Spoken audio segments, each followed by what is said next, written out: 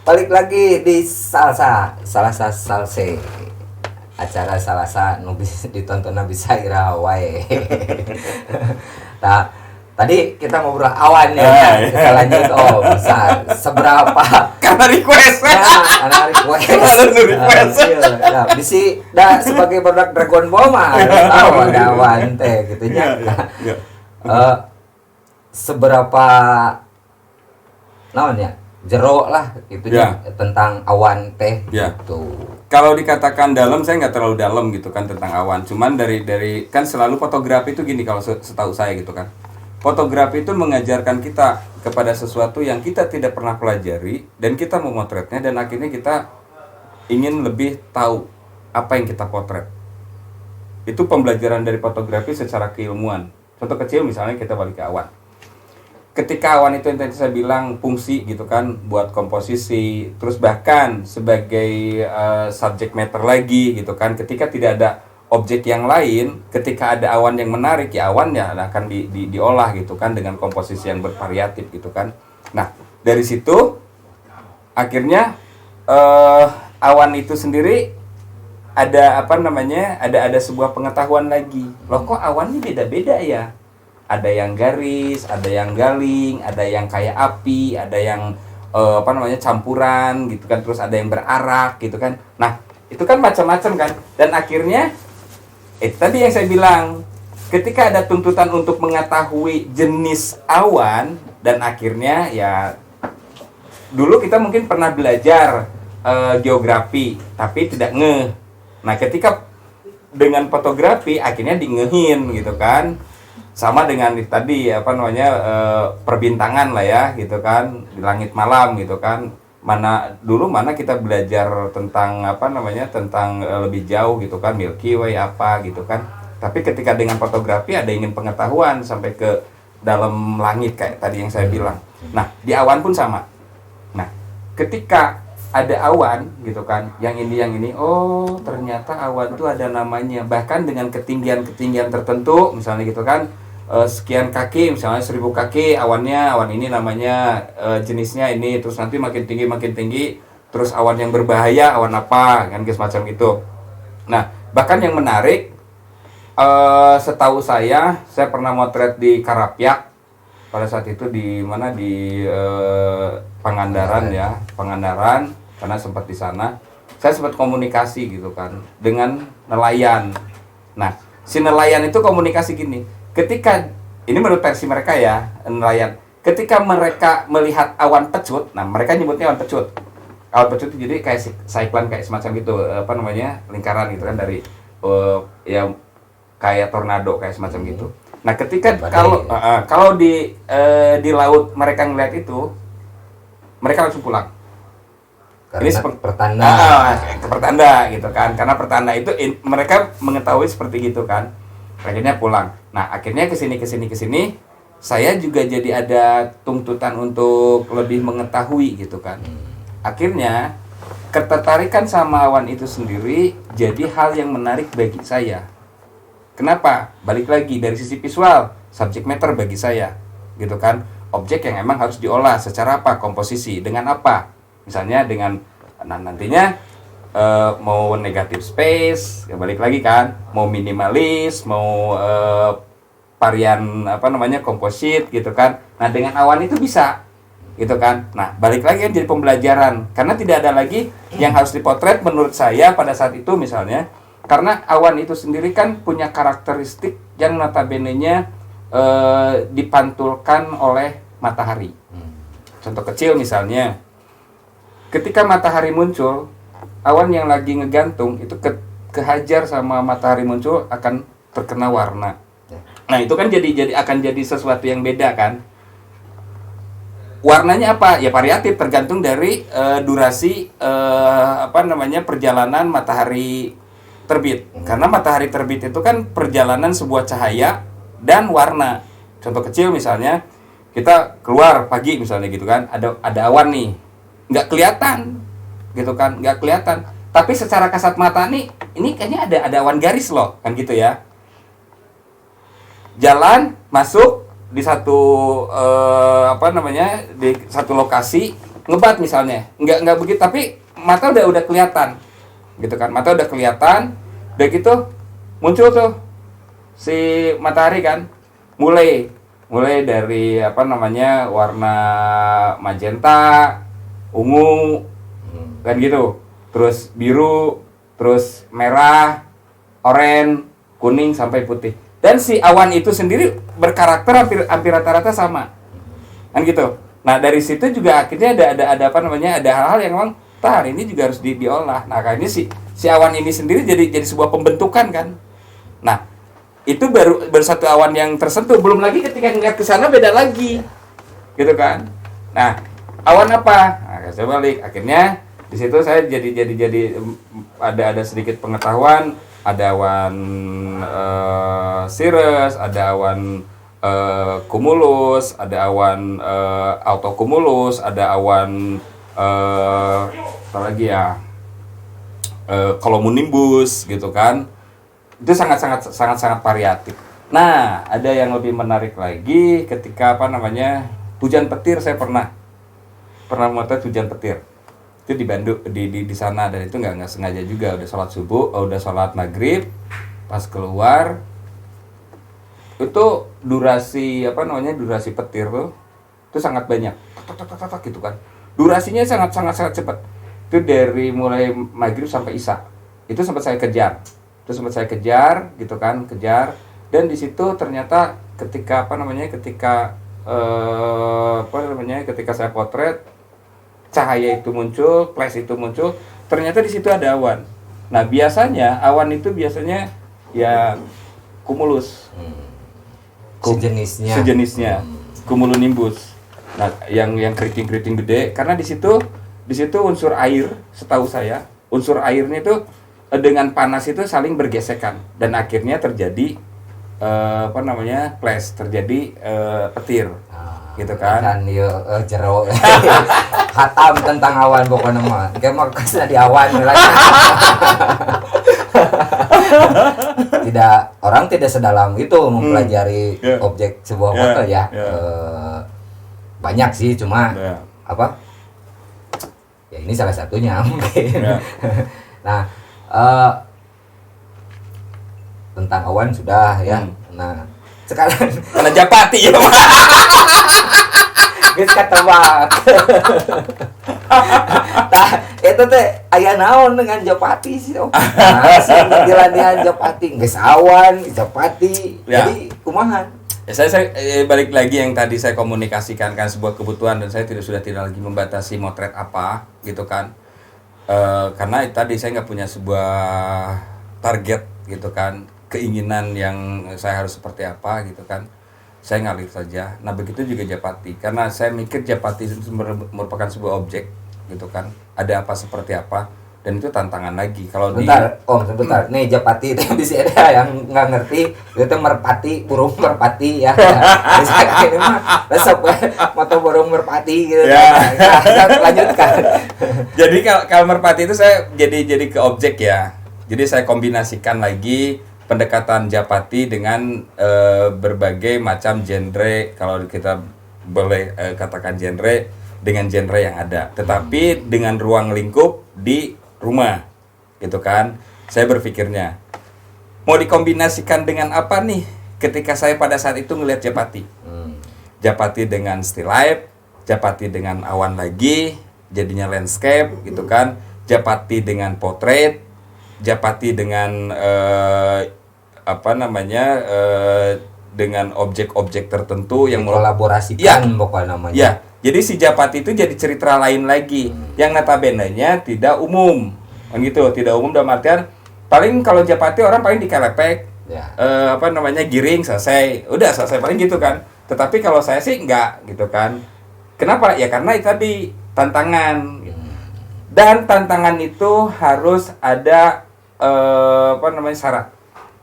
Syaratnya satu, penguatnya apa? Kedua, cahayanya seperti apa? Dan akhirnya kolaborasinya sangat variatif. Oh sekarang dengan awan, oh sekarang dengan tembok dengan tembok rumah. Japatina ge beda tuh. Ya, si bulu hiris nanya Ya, gitu ya. tapi saya nggak lebih ke apa namanya nggak lebih ke spesifikasi jenis merpatinya Merpatinya. gitu. Tapi si merpati itu ya hanya sebatas jadi objek penguat untuk apa namanya yang dikomunikasikan, karena objeknya juga saya nggak ngolah. Ini nih biasanya Japati ini yang suka ini enggak juga. Tetapi ada dalam kurun waktu tertentu gitu kan.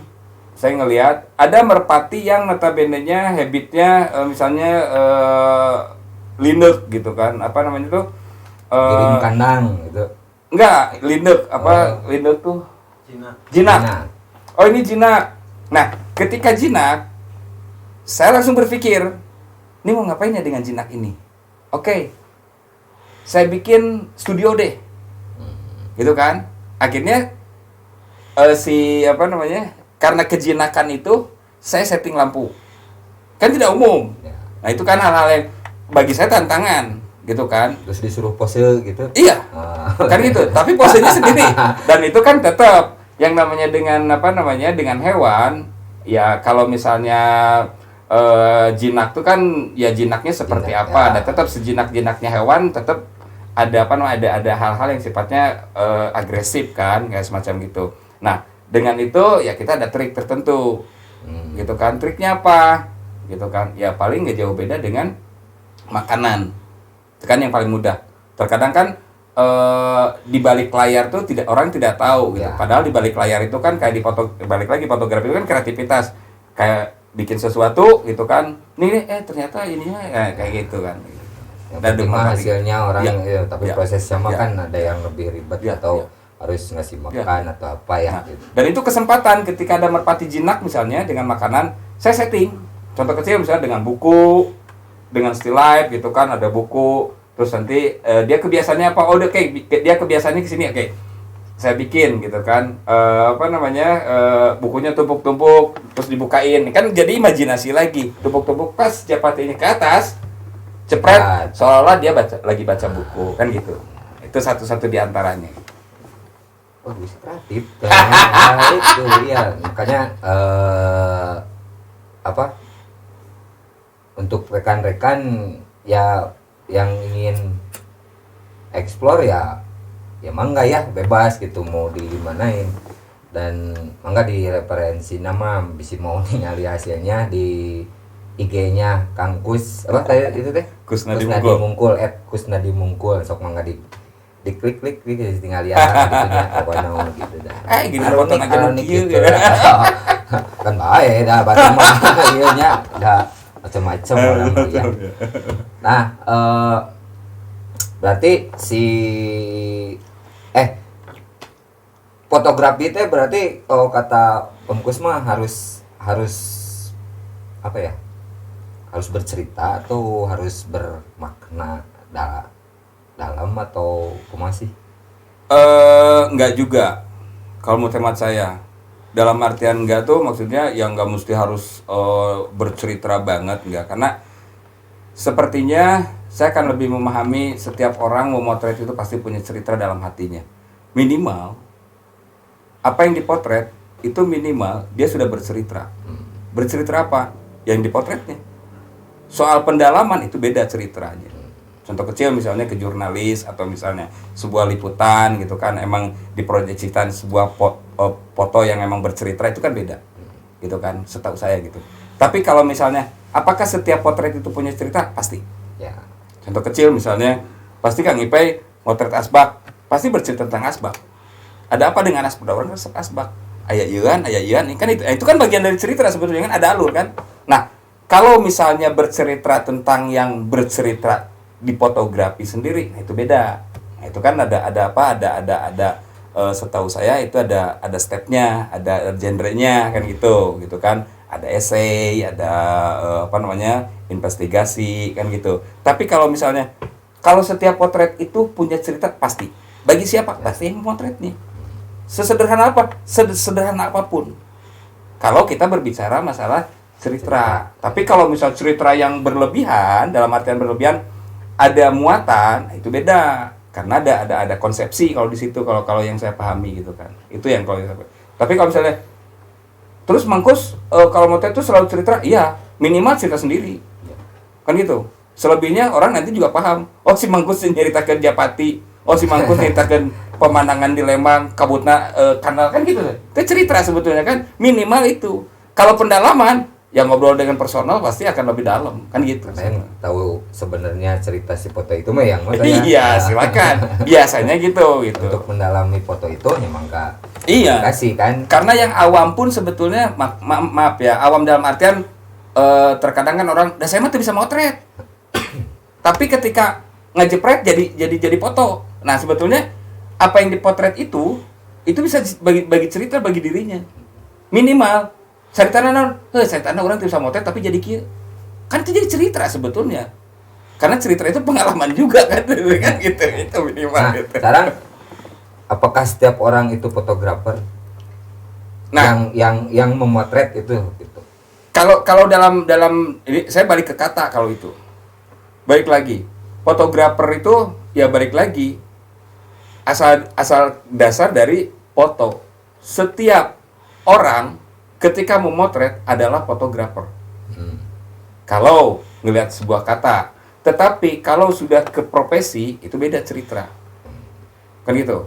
Nah, kalau misalnya Kang Ipe yang nggak motret gitu kan. Tapi motret gitu. Fotografer karena motret. Ya. Mun ngalukis mah pasti pelukis. Mun ngagambar pasti tukang ngagambar meskipun tidak secara kontinuitas. Nah, mungkin yang disebut dengan fotografer yaitu balik lagi kepada kontinuitas. Kenapa? Karena sudah balik lagi kebutuhan secara terus-menerus. Nah, kalau yang sudah terus-menerus berarti boleh dikatakan fotografer. Tetapi fotografernya bukan berarti mumpuni. Saya balik lagi, biasanya bahasa fotografer itu ya kenapa? Ya karena seolah-olah ada step. Kan gitu kan? Gitu kan? Ya. Wah, padahal nggak juga gitu kan. Kenapa nggak juga? Kalau misalnya toh banyak juga orang yang tidak terlalu kontinuitas, tapi dia motretnya per termin gitu. Seminggu sekali gitu kan, 2 minggu sekali ya fotografer. Orang yang baru motret aja kayak ini dari sisi bahasa ya gitu kan, selebihnya mah ya itu Ya. Dan itu versinya Om. Betul. Terus Ya. itu kan pasti beda-beda gitu. Betul. Makanya bukan ada apa ya? Ada maksud apa-apa Kak. Saya mah cuma pengen tahu dari setiap orang Iya. yang ya istilahnya pelaku fotografi Ya. tentang fotografer teh seperti apa Ya. ya dengan versinya ceritanya Iya. gitu. Iya, Jadi iya. tidak ada maksud untuk nggak ada. Cuma- Karena setahu saya lagi nanti kan polemik lagi di kata itu gitu kan, di kata fotografi itu setahu saya gitu kan. Ada amatir, ada profesional. Nah, gini gitu. Jadi benang merahnya sebetulnya memotret. Kan gitu. Kalau misalnya kata kalau saya boleh nyadur dari Darwis misalnya gitu kan. Mas Darwis komunikasi fotografer amatir itu kalau dalam iklannya ya di YouTube kan suka ya gitunya. Fotografer amatir tidak selalu jelek kan gitu. Ah itu diantaranya yang itu tadi saya bilang. Nah kalau yang sudah profesi mungkin beda. Beda dalam artian Profesional apa? Fotografer ya. Secara kontinuitas kebutuhannya kan beda. Kan gitu. Apa? Ada tuntutan. Tuntutannya apa? Ya tuntutannya sebuah pertanggungjawaban. Pertanggungjawabannya apa? Kalau misalnya jasa itu kan. Nah, terus yang tadi yang asal motret misalnya disuruh ya yang nyuruhnya aja yang harus tahu gitu kan satu kebutuhan kan gitu. Kalau menurut saya. Oke. Oh ya, kita break dulu lagi Siap, sekali lagi ya. siap.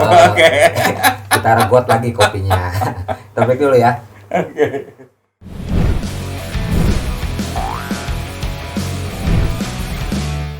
Kembali lagi di Salsa. Salsa Salse dengan Om Kusnadi. Ya Om, sekarang saya pengen nanya, seberapa penting background di sebuah foto? Background dalam sebuah sebuah visual fotografi itu bagi saya karena saya menemuin sendiri waktu itu kebutuhan background selain dari ada pemahaman dari sisi keilmuan, background itu akan menjadikan satu identitas gitu kan.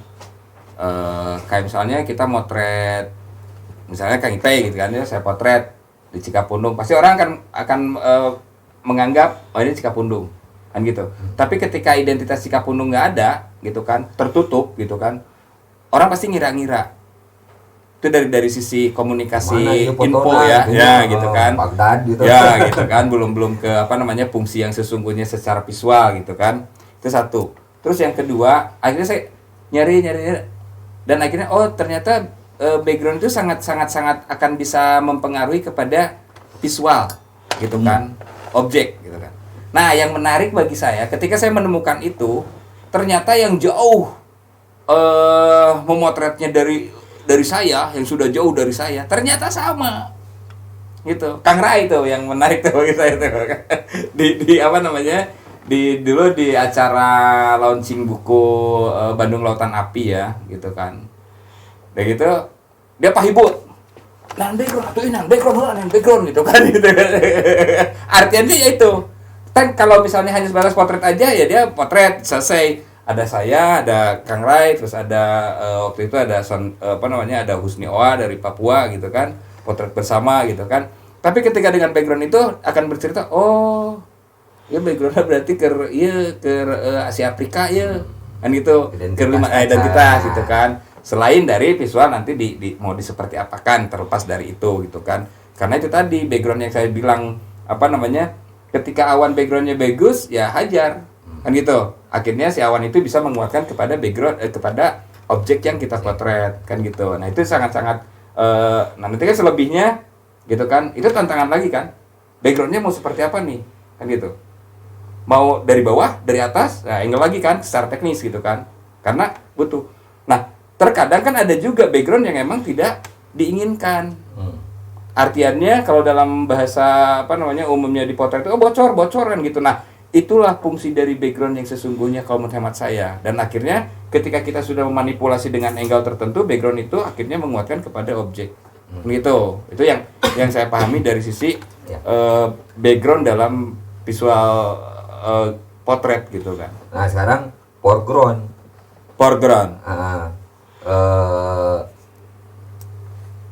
Seberapa pengaruhnya? Kalau foreground tuh kalau menurut hemat saya nggak terlalu seperti kepentingan background gitu kan. Kalau foreground tuh mungkin kalau dilihat kalau di presentasi aja lah ya. Kalau background mungkin presentasinya akan lebih banyak dibandingin foreground. Ya, pasti. Nah, di sisi lain kalau banyak foreground ya, banyak gitu kan. Jadi background itu akan lebih banyak dengan foreground. Tetapi foreground itu kan diperuntukkan untuk mengkombinasikan antara objek satu dengan objek yang utama. Pemanis lah ya. Betul. Tetapi tetap harus saling menguatkan. Kalau dalam ini menguatin nggak? Kalau misalnya asal foreground mungkul mah ya selesai. Yeah. Misalnya foregroundnya ngeblur, kan gitu kan? Ngeblur atau misalnya si ngeblurnya ini nguatin nggak ke objek itu? Oh, ternyata jadi eye catching ya. Berarti kan masuk. Nah, itu dalam dalam konteks foreground yang biasa. Nah, terus bagaimana kalau menghadirkan objek? Kan gitu ya. Nah, ini objek. Kalau ngeblur kan ya bukan objek, hanya warna kan gitu kan. Tapi kalau objek nguatin enggak? Mengkomunikasikan dengan objek enggak? Nguatin enggak? Kalau misalnya hanya foreground aja, aduh lebarnya foreground padahal iya. Nah gitu. Tapi ketika foreground itu dihadirkan, oh matching ya foreground ini dengan objek yang ini jadi ceritanya beda. Nah itu ya kayak gitu. Berarti pemanis. Pemanis. Ya. Nah sekarang pengaruh gear yang untuk seorang fotografer.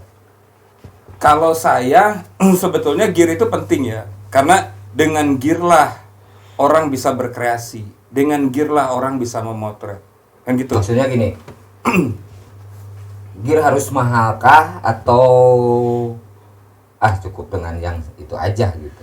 Ya, nah kita balik lagi ke sebuah fungsi, kan gitu. Karena gear itu sendiri sepertinya diciptakan untuk sebuah fungsi juga. Ada mungkin pertama gear itu diciptakan untuk mendokumentasikan, kan gitu kan, memotret gitu kan. Selebihnya akhirnya kan berkembang kebutuhannya di luar fungsi apa.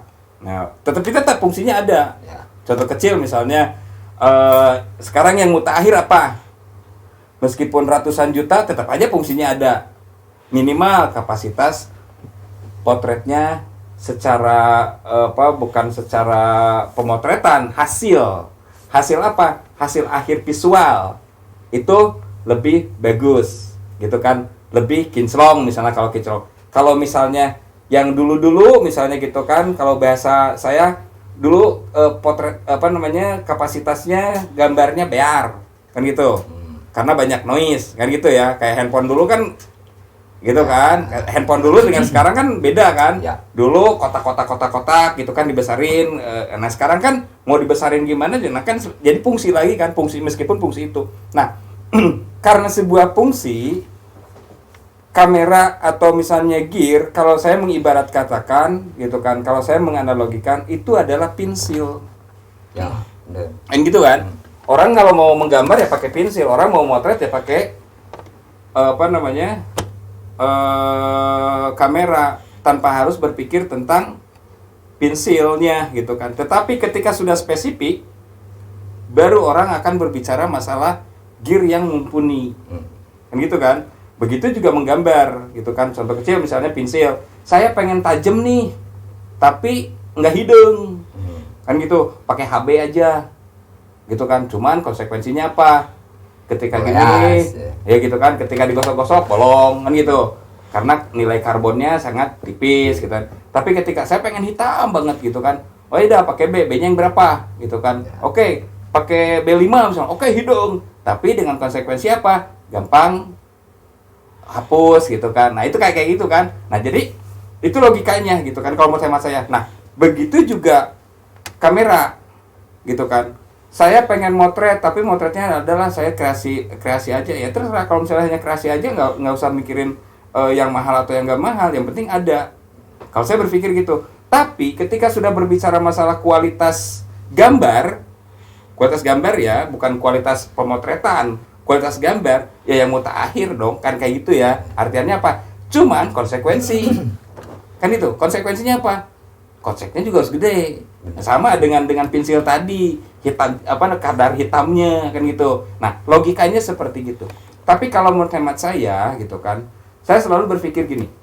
Karena satu keilmuan, kedua saya selalu berpikir tidak di posisi saya tetapi jadi orang lain. Di pemotretan saya gitu, di gear juga saya gitu. Nah, kenapa? Karena di gear yang saya pakai saat sekarang pun gitu kan, ya syukur alhamdulillah saya nggak pernah beli yang betul-betul grass yang mutakhir gitu kan. Saya dari second ke second. Kenapa? Ya karena saya berpikirnya sebuah fungsi gitu kan, menggambar. Yang penting saya bisa memotret. Selebihnya ya kalau misalnya editing ya tinggal sejauh mana editingnya gitu kan. Karena gini, setahu saya sendiri, saya pernah diginiin sama temen. Ketika teman datang ke rumah, saya dulu pakai Nikon D70 ya. Nikon D70. Nah, itu saya lama. Kan itu sangat noise ceritanya, karena kan dia awal digital kan. Masih CCD kan, bukan CMOS itu. Nah, saya selalu berpikir noise kan gitu ya. Orang juga sama. Tapi ketika dicetak gitu kan, ketika cetak minimal ya 16R misalnya gitu kan, cetak saya pajang di rumah, saya malah nggak ngelihat, emang saya nggak ngelihat noise itu, nggak kelihatan. Nah ketika orang datang ke rumah, mang cek mamang kamera eta sudah noise gini kan harus dicetak itu. Nah itu yang saya dapetin dari orang gitu kan. Nah begitu juga ketika orang datang ke rumah gitu kan, Kang, saya paling diajar motret kamera naonnya. Saya nggak menentukan sebuah gear, nggak menentukan spesifikasi seperti apa. Saya cuma berpikir realistis seperti saya gitu kan. Dan saya mampunya ini. Situ mampunya beli apa? Uangnya ada berapa? Nah, belinya yang gini spesifikasinya. Kalau uangnya gede mendingan yang gitu. Kan gitu. Nah, beda lagi ceritanya ketika orang yang ekonomis. Kalau saya termasuk yang ekonomis. Artian ekonomis apa? Yang penting ada gear gitu kan, saya bisa memotret, bisa berkreasi, terlepas. Toh ketika di-combine nanti orang diginiin, nah balik lagi ke lomba ya. Ya. Saya balik lagi ke lomba. Ketika lomba orang pakai yang mutakhir dengan saya yang D70 diginiin, di lomba itu tidak akan lagi berbicara masalah gear naon. Ya.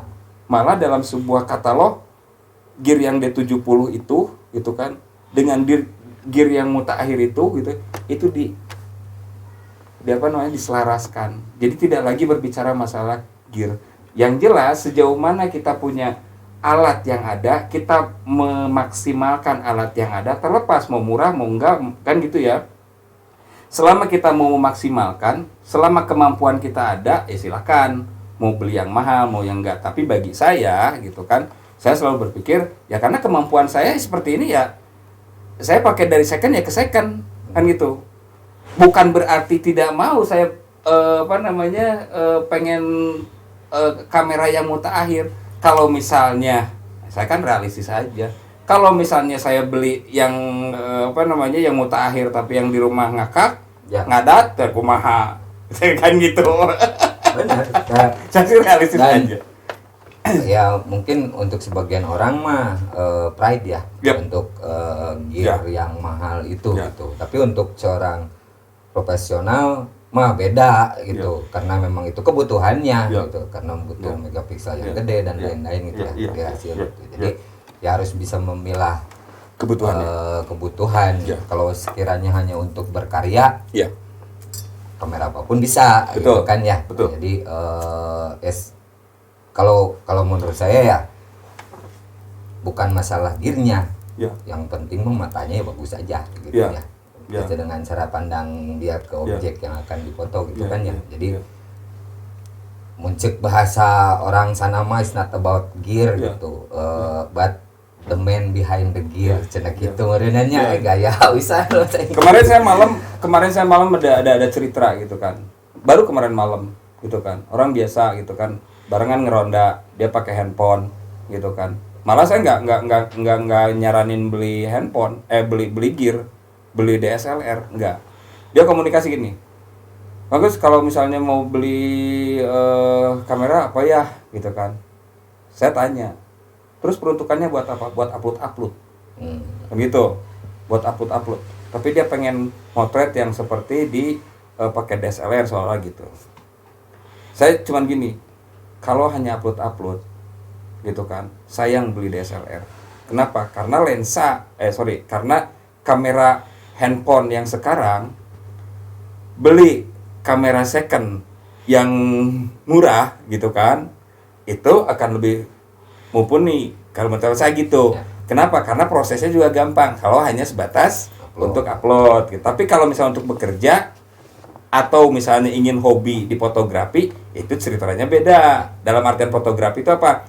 Handphone fotografi ya juga gitu kan. Yang saya maksud fotografi secara mumpuni pakai DSLR kan gitu. Karena ada pengaturan khusus, keinginan spesifik gitu kan, yang handphone tidak bisa mengakomodir secara sempurna gitu kan. Itu makanya saya nyaranin udah situ punya 5 juta daripada beli ini gitu kan, beli DSLR, mendingan beli handphone yang 5 juta kan gitu kan. Kalau untuk upload aja gitu Handphone kan. sekarang mah udah Iya, canggih sebenarnya. karena kan bukan untuk apa, peruntukannya kan beda gitu kan.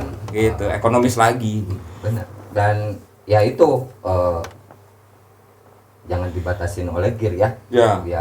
Biar kreativitasnya Ya. muncul gitu. Ya, ya. Justru lebih kreatif dengan gear yang ada tapi menghasilkan karya yang bagus ya. Ya.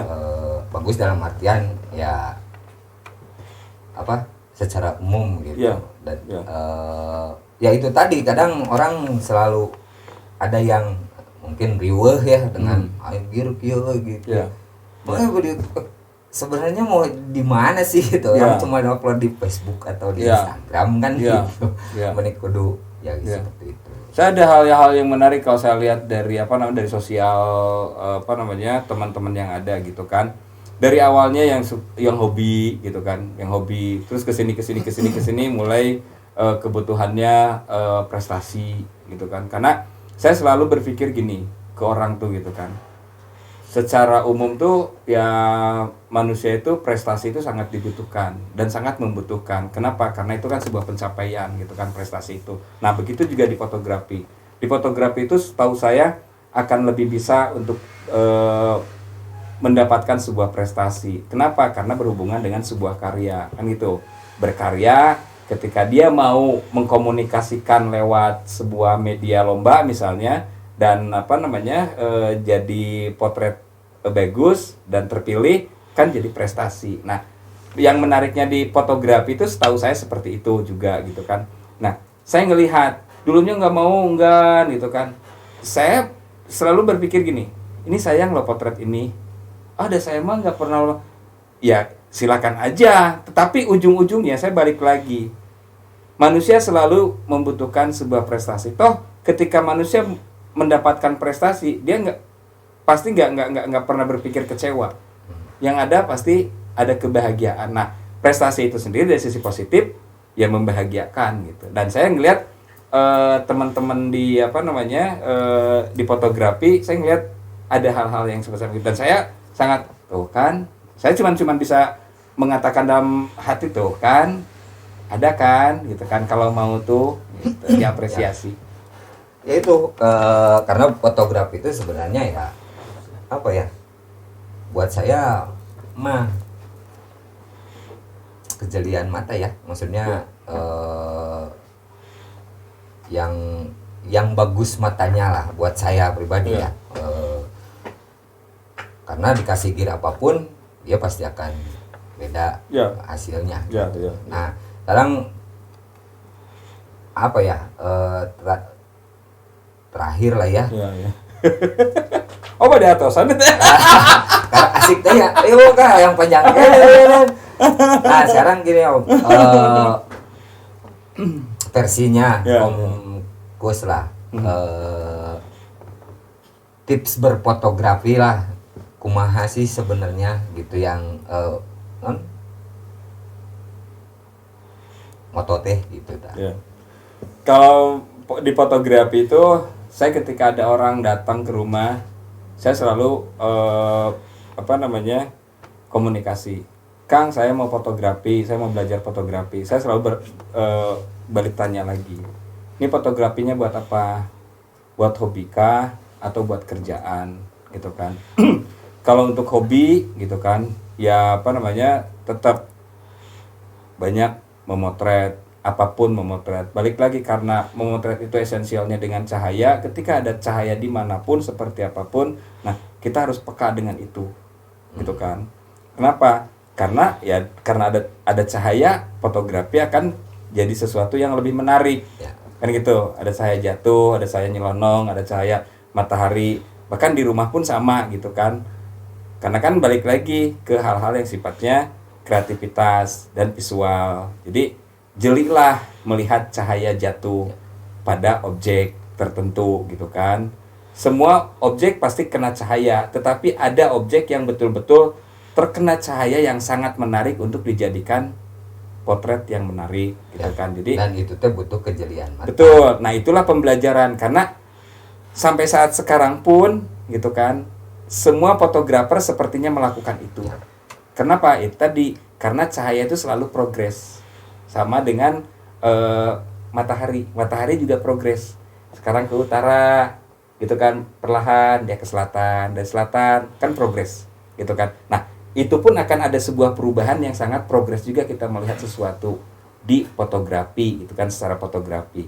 Jadi teruslah menyikapi cahaya, teruslah menyikapi objek, dan di situ akan mendapatkan pengetahuan yang notabene-nya kita tidak pernah belajar tentang itu, dan nanti ada tuntutan untuk bisa mau belajar tentang itu. Jadi teruslah memotret, dan kebutuhannya, ketika kebutuhan buat hobi tetap aja harus belajar.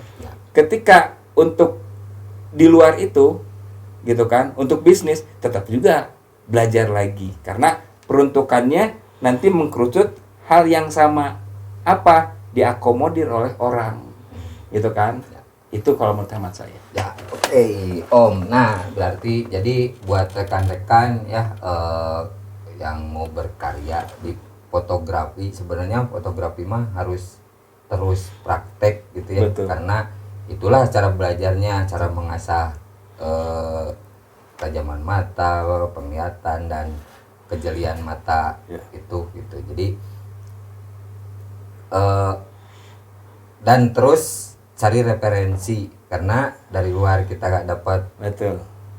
referensi. Betul. Dan itu teh biasanya kerekam ya. Ya. Dan itu jadi kebiasaan kita di motret itu Betul. sendiri gitu ya. Jadi jangan berhenti untuk berkarya dengan gear apapun. Betul. Jangan dibatasin sama gear. Betul. Ya mangga aja berkarya gitu. Jangan mikir asien butut asien itu ya. Itu mah balik lagi ke yang nonton atau itu mah ya. Yang penting mah kita mah berkarya. Betul. Kalau menurut kita bagus ya sudah gitu. Masalah jelek kata orang ya jangan dipikirin gitu ya. Maksudnya itu mah kan karya kita gitunya. Dan kita menghargai karya sendiri dan nanti juga orang bisa menghargai karya Betul. kita gitu ya. Dan selalu menghargai karya orang juga. Betul. Gitu mungkin Kang Kusnadi atur nuhun pisan Sami-sami, ngobrolna, gitu dengan nya. senang hati. Kami pisan sampai ka pengen hoyong nambing. Sukses selalu. Tapi ieu ke bisa aya manuk nu kicuitan terus kedah eureun dan sekian atur nuhun sudah menyaksikan, ambil yang baiknya, buang yang buruknya. Sekali lagi terima kasih sudah menonton, komen, like, dan subrek lah tong hilapnya. Nah, segitu. Assalamualaikum warahmatullahi wabarakatuh. Dadah.